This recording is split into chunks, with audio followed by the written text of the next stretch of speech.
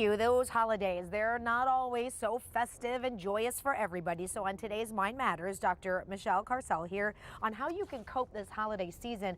We've heard the holiday blues before. It's a real thing. It's a real thing, yeah. So basically when we think about the holiday blues, we think about the time before Thanksgiving all the way past New Year's. And a lot of us were expected to go in being joyful and thinking about connections with family and friends and feeling festive. And most of us do feel that way. But then there's other things that kind of side rail us a little bit.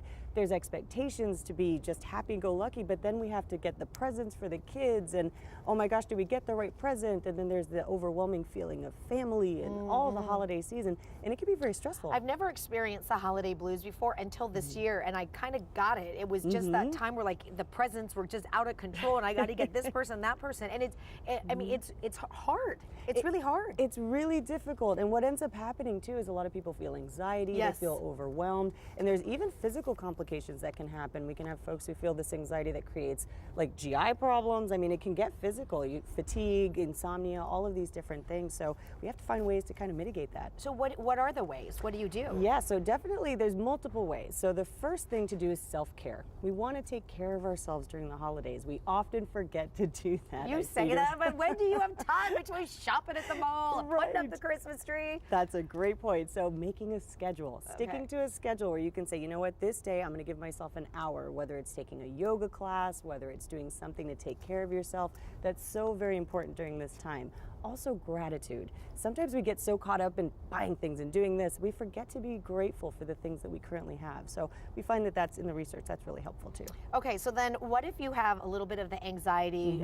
Next weekend is a big weekend that all the families are going to get together, and sometimes you're going to see people that you really don't want to see that could be causing a little bit of that anxiety. Absolutely. How do you prepare for that?